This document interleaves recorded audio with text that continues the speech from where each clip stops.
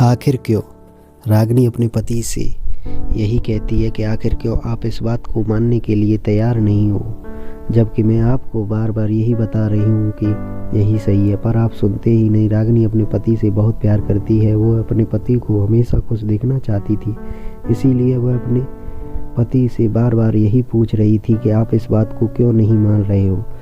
जब आज बहुत साल हो गए, आपके पिताजी ने पहली बार आपको गांव बुलाया है। अगर आप यह बात मान जाते तो कितना अच्छा होता, सब खुश हो जाते। रागिनी के पति का नाम बकुल था। बकुल का बहुत बड़ा झगड़ा कई साल पहले अपने परिवार से हो गया था। इसका कारण बकुल ने रागिनी से शादी कर ली थी। इस बात को उनका परिवार मानने को तैयार नहीं था, क्योंकि यह शादी उनकी मर्जी से नहीं हुई थी। बकुल का अपने पिता से इसी बात को लेकर झगड़ा हो गया था। बकुल रागिनी को लेकर गांव से शहर चलाया था। बकुल की मां ने बकुल से बात की और पर बकुल के पिता नहीं माने और बकुल को इस अब बहुत साले शहर में हो गई है।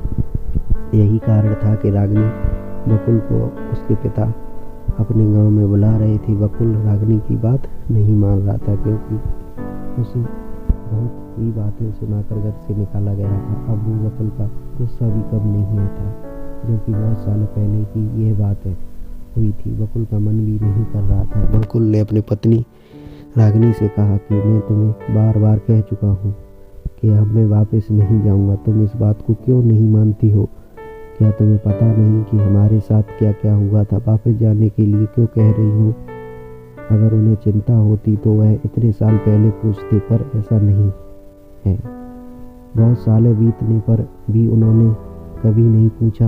अब क्यों पूछ रहे हो, जब हमारे जीवन में इतनी सालें बीत गई हैं? अब उनको हमारी याद आई है, जबकि उन्हें कुछ दिन बाद ही हमें बुला लेना चाहिए था, पर ऐसा नहीं। इसीलिए मुझे तुम्हारी बात मानने के लिए मेरा मन नहीं कर रहा। अब रागिनी को भी समझ नहीं आ रहा था कि क्या किया जाए। वह भी बस कह सकती थी, इससे ज़्यादा कुछ नहीं हो सकता था।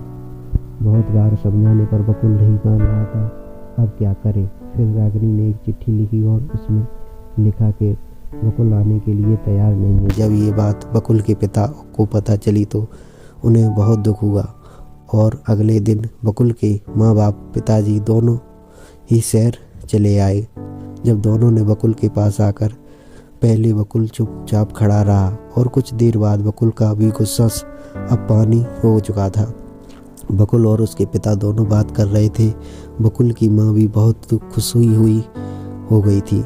आज उसका बेटा बात कर रहा है। दोस्तों, हमें अपने कुछ छोटी गलतियों से अपने रिश्ते को खो देते हैं और जब एहसास होता है तो हम बहुत दूर हो जाते हैं। इसीलिए सभी को माफ़ करना सीखिए, तभी हम खुश रह सकते हैं।